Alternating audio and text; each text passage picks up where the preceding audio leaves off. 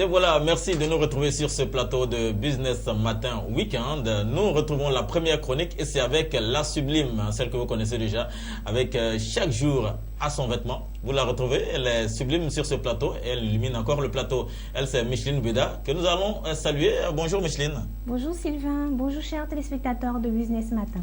Oui, voilà, vous avez entendu la voix et beaucoup d'entre vous s'imaginent déjà plein de choses, mais nous sommes là sur ce plateau pour cette émission Business Matin Weekend. Elle a une chronique que tout le monde aime bien d'ailleurs, c'est la chronique Actu Mode. Avec Actu Mode, nous te retrouvons. À quoi nous devons nous attendre, Micheline? Ravi de vous retrouver, merci de nous rejoindre à votre rubrique Actu Mode. Au menu, nous parlerons du sujet de la semaine. Sujet 1, Actu Mode, l'actualité de la semaine à l'international, en Afrique, en Côte d'Ivoire, le buzz de la semaine, l'infométier, les modes en chiffres, le shopping, l'astuce mode et enfin le focus du jour. Commençons tout de suite par le focus du jour. Nous nous sommes intéressés au pankita, une matière traditionnelle utilisée par les créateurs de mode de tous les temps. On en parle tout de suite. Sylvain, le pankita, ça te dit? Ah oui, Micheline, ça me dit parce que tu es extrêmement habillé en pankita. Et nous rappelons également que le pankita est utilisé dans nos cérémonies traditionnelles. Chers téléspectateurs, pour mieux découvrir le pankita, nous vous invitons à suivre cet élément.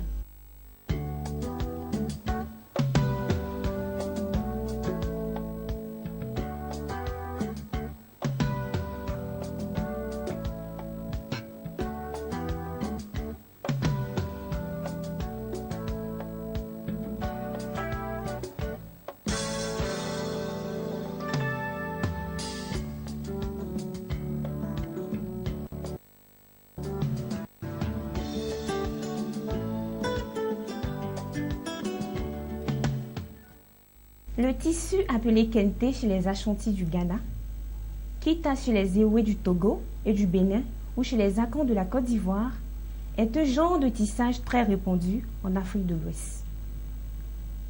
Le pankita est l'étoffe par excellence des peuples Akans.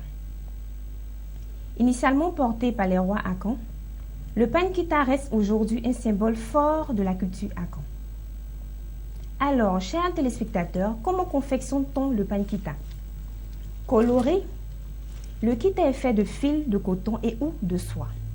Fait à la main, le pankita consiste en plusieurs pans tissés séparément et associés les uns les autres. La légende raconte que la technique du tissage du kita provient de deux chasseurs qui ont voulu imiter le tissage de toile exécuté par l'araignée en utilisant un fil de raffia. Le kita est l'origine d'une étoffe royale avec plus de 350 motifs, tous aussi significatifs les uns les autres. Chaque motif a une signification particulière. Sylvain, à quelle occasion utilise-t-on le pankita? Le pankita s'utilise souvent dans les mariages traditionnels, hein? C'est ça? Ah oui, également dans d'autres cérémonies traditionnelles. C'est ça. Chers téléspectateurs, porter du kita est tout un art. Les motifs doivent apparaître parfaitement ordonnés. Le bord du tissu régulièrement agencé. Traditionnellement, les hommes le portent comme une torche avec un plissé très élaboré. Le pan gauche rabattu devant la poitrine. Les femmes peuvent se couvrir du kita de cette manière. Mais aussi le draper autour du cou ou en dessous des bras laissant les épaules découvertes. Les créateurs de mode se plaisent à confectionner des tenues de ville telles que des vestes, des pantalons, des jupes, des gilets, des accessoires, des bijoux, des éventails, des chaussures, des écharpes, des sacs à main ou des meubles décoratifs en pankita. En matière de décoration, le pankita peut servir de voile pour décorer le plafond d'une salle ou pour décorer un chapiteau. Une housse de chaise ornée de nœuds en kita et des pagnes de nappes de table. Autre option originale et chic, chers téléspectateurs, emballer des dragées dans des petites pochettes en pankita. Imaginez un gâteau de mariage avec des motifs semblables à ceux d'un pankita. Concernant votre cérémonie civile, optez pour des accessoires en pankita, par exemple un nœud papillon et un gilet en pankita pour le marié et une ceinture fine en panquita noué à la taille de la mariée. Elle sera également fashion avec des escarpés plateformes assorties à sa pochette en panquita.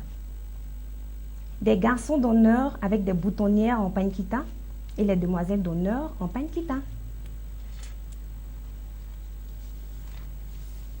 Et maintenant, nous allons à l'international, précisément en France. Le panquita est utilisé lors des mariages traditionnels qui précèdent généralement des mariages civils et religieux. En Afrique, précisément au Ghana, le tissu kente est fabriqué par des tisserands très expérimentés, le principal centre de tissage se trouvant dans la région Ashanti autour de Koumassi. Et enfin en Côte d'Ivoire, plusieurs pagnes regroupées font partie de la famille du panquita qui sont le pagne senufo, le pagne baoulé et le pagne yakuba. Le pagne senufo est décoré de nombreux animaux mythologiques ou totémiques, comme le crocodile, le serpent, la tortue, le caméléon, selon les motifs géométriques. Il est conçu par des paysans, des chasseurs et des danseurs. Le pagne senufo constitue l'expression d'art populaire riche de tradition. Le pagne baoulé, les artisans baoulés, héritiers du royaume Ashanti, avaient depuis des siècles la réputation d'artisans habiles et ingénieux dans l'art de confectionner des pagnes qu'on mixait aux teintures de l'indigo et de la noix de cola pour en faire ressortir un éclat brune.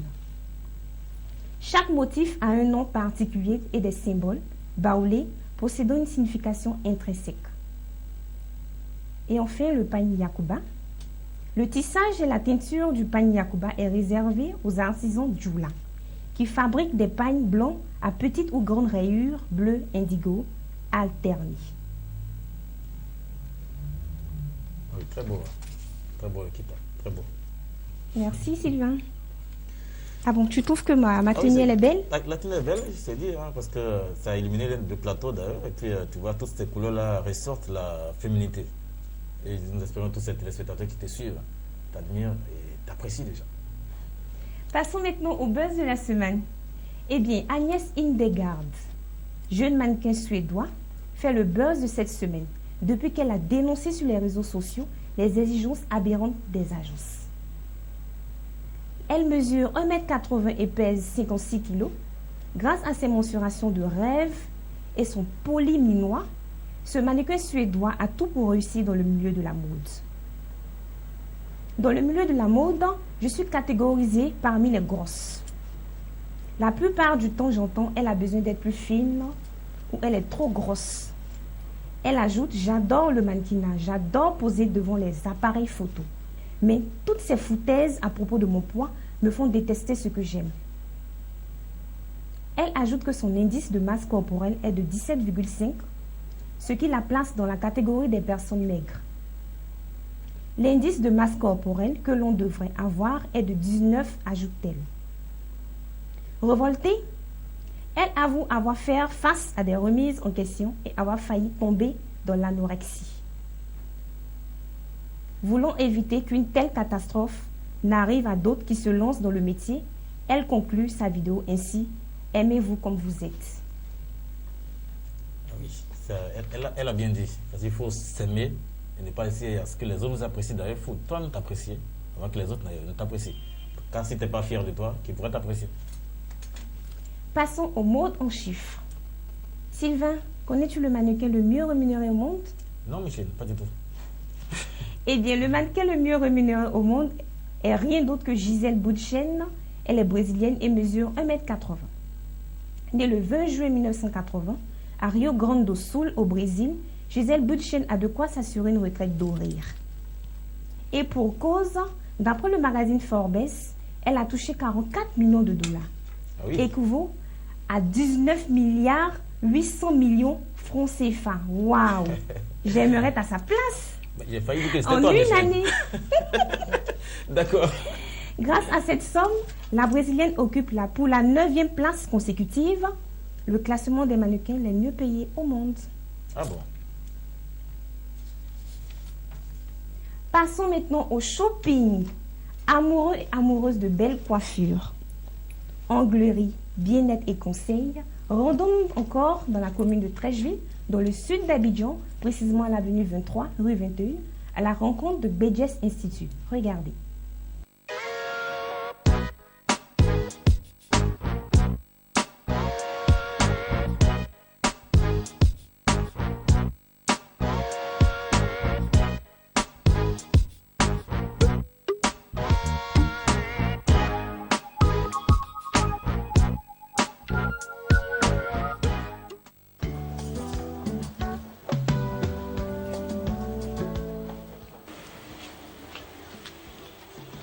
L'Institut existe, ça fait une vingtaine d'années.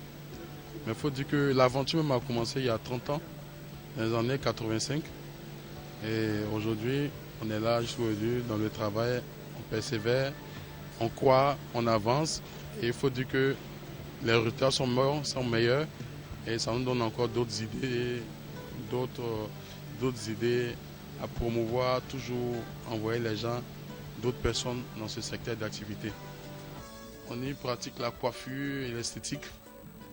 Une cinquantaine de personnes y travaillent, une trentaine de jeunes filles et une vingtaine de jeunes garçons.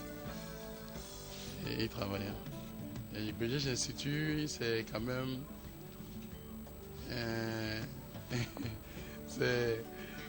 c'est la pointure quand même au-dessus. Nous essayons de mettre la clientèle vraiment, de satisfaire notre clientèle au mieux. Et la clientèle nous le demande tout le temps puisqu'elle revient à chaque fois avec souvent de nouvelles personnes. Et chez nous, on a une manière un peu spéciale de travailler. D'abord, nous sommes l'un des seuls salons de coiffure au monde où, pendant que le client se coiffe, on peut lui faire d'autres soins. C'est-à-dire, si le client devait, par exemple, se coiffer d'abord, aller faire sa pédicure, sa manicure, aller faire son soin de visage, dans le même temps, nous faisons tout ça. Donc ça fait que ce point-là vraiment nous différencie un peu de d'autres salons de coiffure. Voilà. Et nous faisons beaucoup de choses, c'est-à-dire que les soins, la pédicure, mais en même temps, dans le même temps de coiffure. Donc là, ça, comme on dit, ça sort un peu de l'ordinaire, quoi. Et les gens l'apprécient beaucoup parce qu'on gagne en temps et les gens sont satisfaits. Aujourd'hui, quand on a les moyens, quand on a un certain niveau social, vraiment on recherche la qualité. C'est ainsi que chaque fois que les gens veulent se coiffer, veulent se faire des soins, vraiment nous faisons partie quand même des adresses qui sont sollicitées ici en Côte d'Ivoire. Mais il est important de préciser que c'est l'organisation, l'hygiène surtout, le professionnalisme et l'accueil, le respect des clients, tout ça. En fait, c'est comme on dit, c'est un package, quoi. C'est tout ça dans l'assiette qui donne cette sollicitation auprès de notre institut. C'est vrai, par la grâce de Dieu, on a la main qui vaut 1 million de francs CFA à certaines coupes selon certains clients. Et en même temps aussi, on coiffe à 5 000, 2 000, ça dépend, tout le monde y gagne. Mais vous êtes d'accord avec moi que tout ce qui est bon est cher. C'est pas évident. Donc on essaie de mettre le maximum afin que chacun trouve son goût. On s'inspire beaucoup des joueurs, des chanteurs, par exemple les tectoniques, les dreads, les teintures de cheveux. Et on fait beaucoup de choses quand même. Souvent les clients viennent avec eux-mêmes leur propre inspiration. Nous on traduit ça en fait réel, quoi.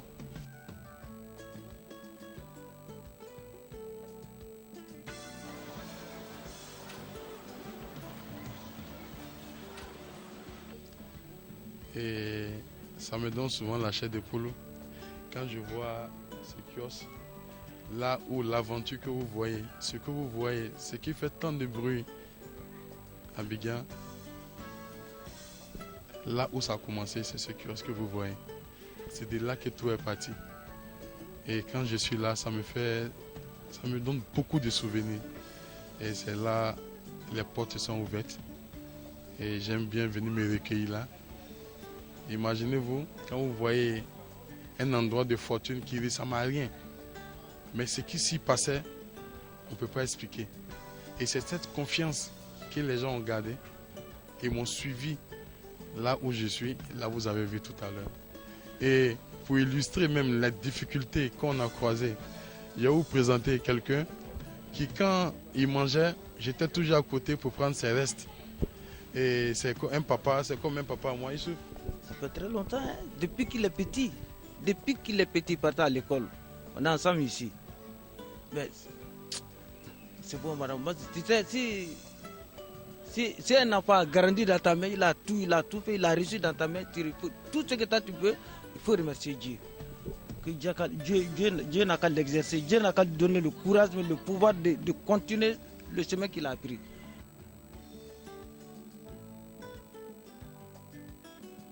Il faut que les jeunes prennent les commandes. Il faut que les gens se mettent au travail. Il faut croire en ses qualités. On a tous un don. Il ne faut pas dormir, comme je le dis, il faut rêver debout. Le temps n'est plus à tendre la main. Comme on le dit, aide-toi, Dieu t'aidera. Je pense qu'on a tous un potentiel. Il faut se mettre au travail. Il faut croire en ce qu'on fait. Il faut être passionné de ce qu'on fait. Regardez, moi qui vous parle, regardez derrière moi. J'ai commencé avec un peigne et une lame. Regardez derrière moi cet institut. Je l'ai fait. Je l'ai bâti sur près d'une trentaine d'années. Parce que j'ai cru en ce que je voulais. On a voulu me décourager. On a voulu me dire que ce n'est pas facile. Mais j'ai vu que je pouvais arriver. Et je peux dire que je ne suis pas arrivé, mais j'ai fait un grand pas. Et beaucoup reste à faire. Mais là où je suis arrivé aujourd'hui, c'est comme une fierté. Et je demande aux uns aux autres de vraiment se mettre au travail, de croire en ce qu'on fait, d'être passionné.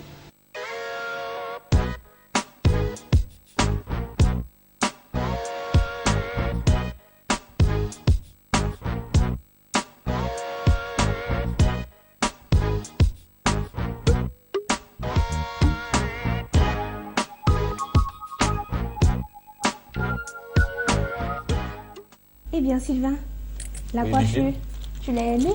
Ah oui, très belle coiffure. Hein. Quand tu es entré, j'ai déjà vu un femme qui venait déjà sur le plateau.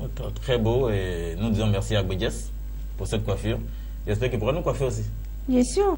Chers téléspectateurs, pour vous préparer pour vos différentes cérémonies de mariage, baptême, concert, film, clip, veuillez contacter M. Bédiès au 00225, l'indicatif de la Côte d'Ivoire, le 07 52 27 93, le 65 07 85 76, le 57 20 66 58, le 21 24 79 24, le 04 73 18 06, le 47 70 33 84 ou le www.bdsinstitut.com. Je reprends 00225, l'indicatif de la Côte d'Ivoire, le 07 52 27 93, le 65 07 85 76,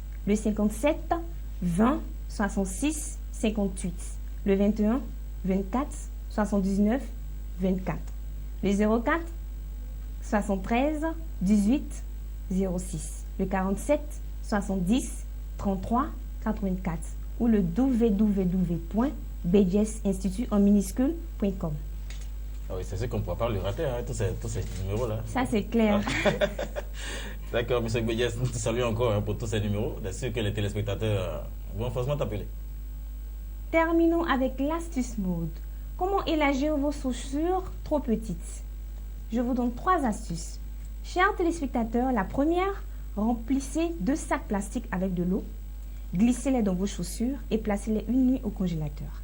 La deuxième, enfilez une grosse paire de chaussettes, puis vos chaussures en utilisant un sèche-cheveux et en remuant votre pied à l'intérieur de la chaussure pour bien l'étirer. Ah oui? Et on fait la troisième. Il y a même des chaussures comme ça, j'ai failli l'acheter là.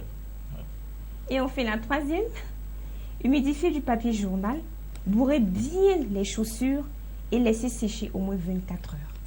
Chers téléspectateurs, c'est ici que je vous dirai au revoir. Rendez-vous la semaine prochaine avec mademoiselle Esther en shopping. Merci de nous avoir suivis et bonne suite de programme sur Business Matin Weekend. Voilà, merci encore à vous, Micheline. Micheline Beda, merci pour l'actu mode. Je t'en prie, Nous Sylvain. espérons que tous les auditeurs ont été très, très, très ravis et ils ont appris assez de choses avec toi. C'est pour dire que chaque semaine, il y a de nouvelles choses à apprendre dans l'actu mode. Justement. Donc la semaine prochaine, nous aurons, on peut reprendre le nom de celle que nous aurons en shopping la semaine Esther. prochaine. Esther. D'accord, Esther, nous te retrouvons la semaine prochaine. C'est sûr que les téléspectateurs pourront aussi découvrir des choses avec toi. Merci encore à vous d'être passé sur ce plateau, Micheline. Je t'en prie, Sylvain. Nous te retrouvons la semaine prochaine. Oui, la semaine prochaine. Voilà, merci encore à vous. Nous étions en compagnie de Micheline Beda pour cette chronique, la première chronique de cette émission Business Matin Weekend. Micheline sera avec nous la semaine prochaine sur ce même plateau.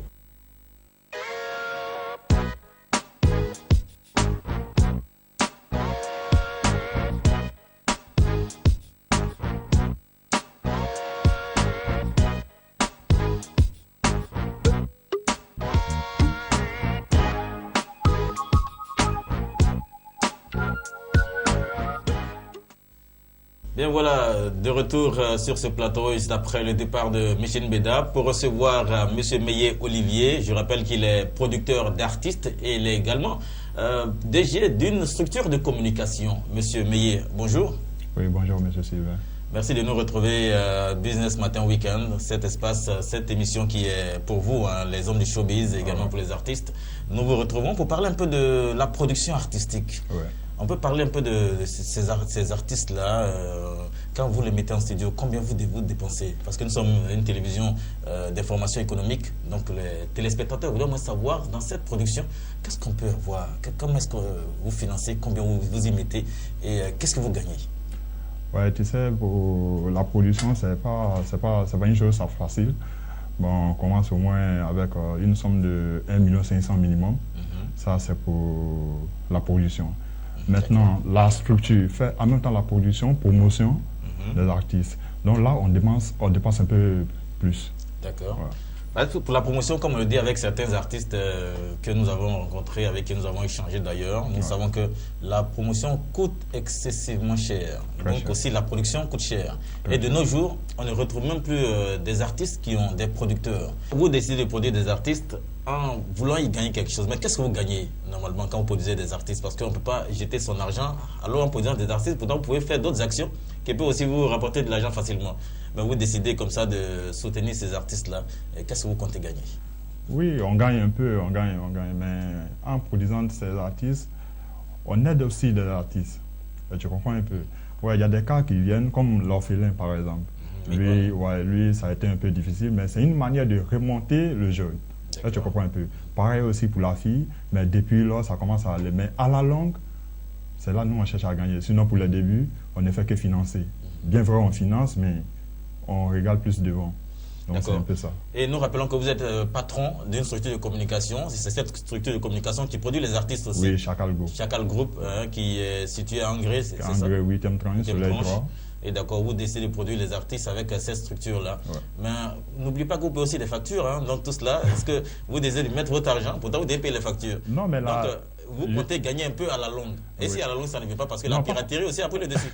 Non, pas forcément la longue, parce que la structure, en même temps, qu'on appelle une structure de communication, pas seulement avec des artistes chanteurs, oui. mais nous, on fait un peu de tout, comme l'import-export. D'accord. Donc nous sommes un peu... Ah, vous arrivez à amortir, hein, oui, c'est que vous donc- mettez dans les artistes. Voilà. D'accord. Donc c'est comme ça se passe. Bon, comme c'est un milieu de business, c'est vrai que c'est pas ici, je vais tout citer. Et vous êtes comme une télévision de oui, business, ouais, donc, une télévision c'est ça de aussi. business, donc pour ne pas trop détailler les plans, Ah oui. non, c'est un peu ça, sinon il y a... Parce que il y nous, a c'est pas les de- montants qui nous intéressent plus. Hein. On vous l'a dit, c'est une télévision d'information économique. Donc les montants nous intéressent un peu plus parce que lorsque vous produisez, vous parlez de 1,5 million au moins 1,5 million, ça c'est le minimum. de minimum. Donc c'est-à-dire que pour produire un artiste, en plus de la promotion, on peut jusqu'à aller à 5 à 10 millions. À 5 à 10 millions. D'accord. Et on peut même aller au-delà. Mais ça peut acheter des maisons, ça. Ouais, mais quand on sème, on récolte. D'accord. Mais lorsque vous y mettez, si l'artiste ne donne pas, vous faites comment? Parce Non, qu'il mais il ça- faut que ça marche pour que vous puissiez gagner Ça, de l'argent. ça est dans le plan de Chacal Group. Raison pour laquelle dans la société Chacal Group, nous avons aussi des managers de D'accord. qualité. Je ne suis pas le seul producteur. Nous travaillons en groupe. D'accord. Nous avons aussi des journalistes de qualité. D'accord. Et on a un peu de tout. Donc, raison pour laquelle, quand on sème, forcé, on doit récolter. D'accord. On ne sème pas pour perdre. D'accord. c'est un peu comme Vous ça. êtes un homme d'affaires. Vous n'essayez pas vous perdre. On s'aime pour gagner. D'accord, donc nous sommes déjà à la fin de notre entretien avec vous. Vous êtes jeune producteur et vous êtes un jeune qui a une entreprise de communication. Ouais. Tous ceux qui vous suivent, vous devez suivre votre exemple. Quel conseil pour vous donner à ces jeunes gens qui veulent s'aventurer dans ce milieu difficile de showbiz? Ce qu'il demande aux jeunes, c'est de bosser. D'abord, c'est le travail.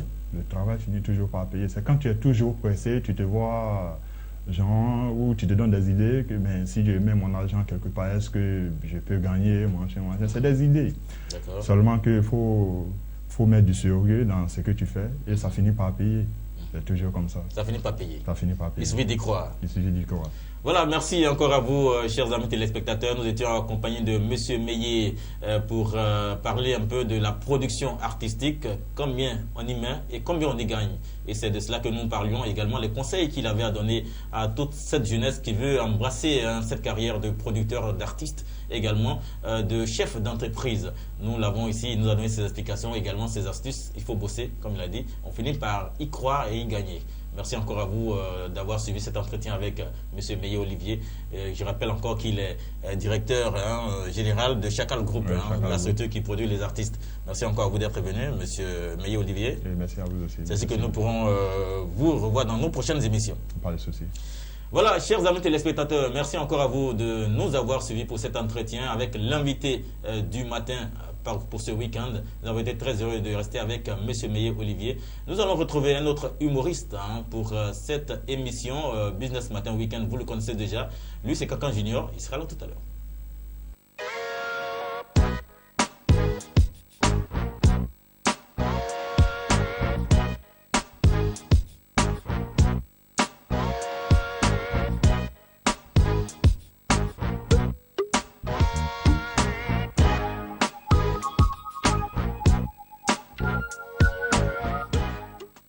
Voilà, je l'ai annoncé, mesdames et messieurs, chers téléspectateurs de Business 24 Africa et de Business Matin Week-end, il est là, c'est bien sûr l'humoriste Kankan Junior. Kankan, bonjour.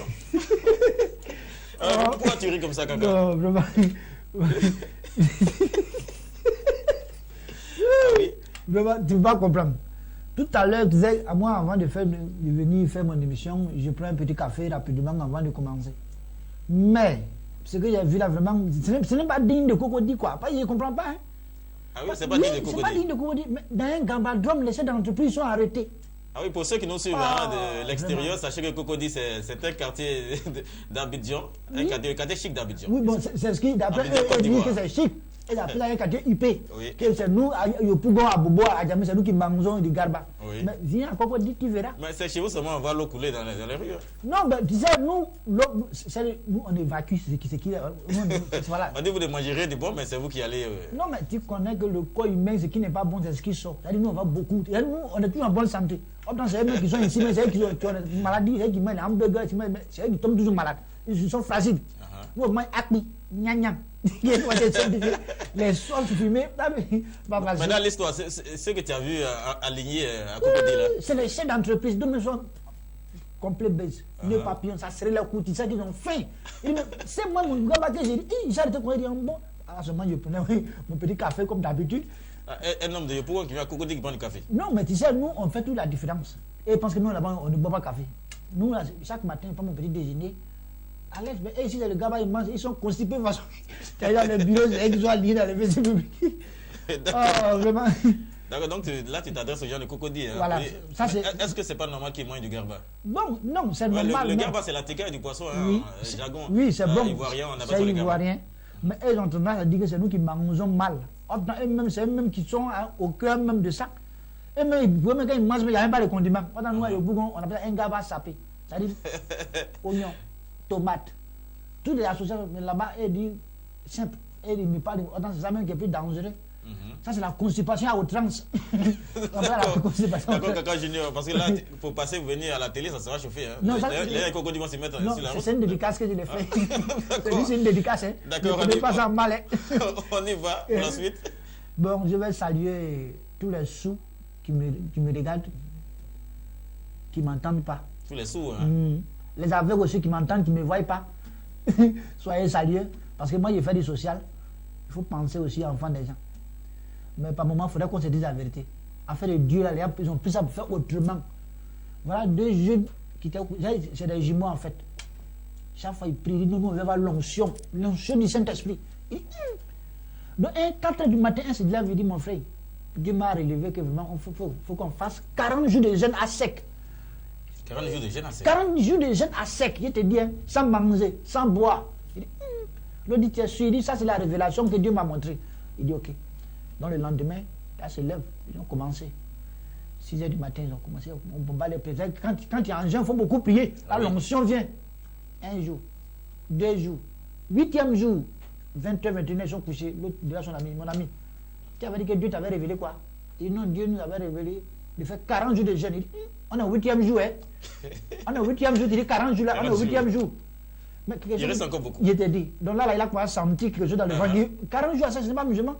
Aujourd'hui, même voilà une prophétesse qui est morte comme ça, en plein jeûne. Ça, mais je ne comprends pas. Vous voulez forcément avoir un pouvoir. Attendez que Dieu me vous devait les choses. Oui, c'est vrai qu'il y a une prophétesse qui est morte. Oui, il y a une prophétesse qui est décédée. Ça m'a fait tellement mal. Moi, je suis baptisé fumé. Baptisé confirmé. Il y a des choses qui ne me font plus. C'est pas un vrai baptême, ça. C'est pas passé. Un baptisé fumé. Baptisé fumé. Donc, vraiment, je vous en prie. Parce que nous, on dit toujours, nous sommes les artistes, nous sommes la bouche, les yeux, les oreilles du peuple. Donc, quand on vous parle, vous pensez que par moment, on ne sait pas qu'on ne vous aime pas. Comment quelqu'un peut se dire, il a fait 40 jours de il va avoir un pouvoir. Qui est qui pour avoir un pouvoir? C'est Dieu ceux qui détient le pouvoir, c'est Dieu qui donne tout. Moi, Dieu m'a donné le pouvoir de pouvoir parler devant les gens, vous faire rire. Même si vous voyez ce business-là, ce n'est pas de façon simple. Le gros nez, là. Non, c'est mon nom qui est là. Parce que. Oui. Ah oui, ton oncle n'avait pas ça. Je te dis. Jean-Michel Cancan. Oui, il n'avait pas. Tu as arrêté ça de qui alors? Bon, il a dit ça, mon arrière-grand-père. Ah, Mais lui, pour lui, là, vraiment, c'était vraiment. C'était grave. Moi-même, je sais pas, moi, quand il m'a mis, il dit vraiment, pourquoi Dieu a pensé à augmenter ce business, ça va marcher. Il a augmenté ce business. Il te dit, ça dit, quand tu me regardes comme ça, c'est ce que tu vois. Identité remarquable. Ah oui, Cancan Junior. Je te dis. Mais par moment, voler à bouche. Vont voler au quartier, à la Sikoji. Il allait voler 4 poulets. Et pendant la manœuvre, 4 h du matin, je te dis, mais quelqu'un qui n'a pas peur, c'est voler. Mais ça brusque sur lui. 4 h du matin, tu vois poulet. Le gardien dormait, il n'a pas vu. Il prend les 4 poulets, tranquillement, il rentre à la maison à 6 h. Le temps de se rendre compte, il voit que son bédou est resté dans le poulailler. Attends, il fait des ajouts. Un voleur. Un voleur. Donc le gardien aussi, matin, il vient s'asseoir devant le poulailler pour attendre le boss va venir faire le contrôle. Donc le gars part. Le gardien lui dormait à ce moment précis. Voilà, lui dormait. Mais les voleurs, ils sont prudents. Ils arrivent là, ils ont les tabacs de trucs qu'on souffle là. Pour dormir, hein. Les poulets ont dormi, le gardien même a dormi, tout le monde a dormi là-bas, il a ramassé tout, il est parti. 6 h du matin, il se rend compte que vraiment son bédou est resté. Il fait des ajouts, il fait comment? Il peut pas regarder, il y a les pièces dedans. Donc il retourne, il arrive, le gardien assis devant le poulailler. Il tourne, il dit non, c'est pas possible, je ne comprends pas. Hein. C'est pas possible. Yeah! Non, moi je ne crois pas. 4 poulets à 35 000. Non. Dans son bédou, il y a 35 000. Ça qu'on lui demande. Hein? Lui seul il parle. Il dit non, je ne crois pas. 4 poulets à 36 000. Donc le gardien s'est assis, il dit oui. Chez moi ici, il fait un poulet à 9 000. Donc les 4 poulets font 36 000. Non, il arrive vraiment, lui avec. Sacré Cancan Junior. C'est pas facile. Mais par moment, Dieu, il est fidèle. Donc quand nous demandons des choses, ayons la foi. Voilà un jeune, chaque jour, il dit Seigneur, je vais avoir une grosse voiture remplie seulement que des go.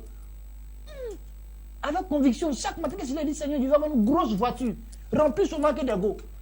Un jour, Dieu a entendu ses prières. Aujourd'hui, je vous parle, il est le chauffeur de la jeune fille de Benjamin. Le chauffeur des jeunes filles de Benjamin. Le lycée jeune fille. Le lycée jeune fille de Benjamin, c'est lui qui est le chauffeur. D'accord. Mais quand tu dis quelque chose, Dieu va te passer. Rien que des go. Chaque matin, c'est lui qui transporte les go pour aller, transporte les go pour venir. Mais c'est ce que tu as demandé, Dieu t'a donné. Ah oui, hein. Donc ses vœux ont été exaucés. C'est pas facile. Mais par moment, il y a des fous qu'on envoie à Benjamin pour les soignants qui ne guérissent pas là. Il y a un qui est arrivé au quartier, on l'a testé, on dit bon, ça va un peu. 2 jours, 3 jours. Ah oui, on va rappeler que Benjamin, c'est dans la banlieue Oui, abidjanaise. Hein, non, c'est là-bas quand tu voilà, quand tu es 2 versets, il ne faut pas 50 francs, c'est là-bas qu'on t'envoie. Donc les gars au quartier, tout le monde le connaît maintenant. Quand il te voit, il te gifle, il te pas derrière, puis il commence à courir. Le fou là, il te gifle, puis il commence à courir. courir. Oui, non, il est éliminé à la maison pour lui. Quand il vient, il te gifle, et puis il commence à courir. Donc il y a des imagines vraiment au quartier qui ne le connaît pas. Oui. Donc il arrive le matin, tout le monde s'en va au travail. Lui-même, il réfléchit comment il va donner l'argent des enfants. Il a 2000 francs. Il a donné 1000 francs, il reste 1000 francs. Alors, tu connais le plateau. Manger là-bas, ce n'est pas facile. Donc, tu es en train de réfléchir. Le fou quitte là-bas, il vient dans son dos. Il gifle le tonton. Le tonton retourne, il voit le gars, lui aussi, il envoie 18 dans ses oreilles. Le tonton aussi l'a giflé. Le tonton l'a giflé. Il y a un monsieur qui passait, il dit, mais monsieur, vous ne savez pas que ce monsieur-là, c'est un fou. Il dit, oh, désolé, moi je ne connais pas. Le fou qui répond, il me connaît. Quand il me connaît, il fait exprès, il me connaît. Oh, vraiment, fou. Donc il fait ça pour supporter les gens. Et là, il pleure, maintenant il dit que le gars le connaît. Il dit que c'est un fou. En tout cas, vraiment, c'était vraiment merveilleux. En tout cas, on ne parle pas comme on D'accord, merci encore à vous, Kaka Junior. C'est sur cette note d'humour que nous allons vous dire merci pour cette émission Business Matin Weekend. Nous allons nous retrouver la semaine prochaine, continuer de suivre nos programmes parlant de Business 24 Africa.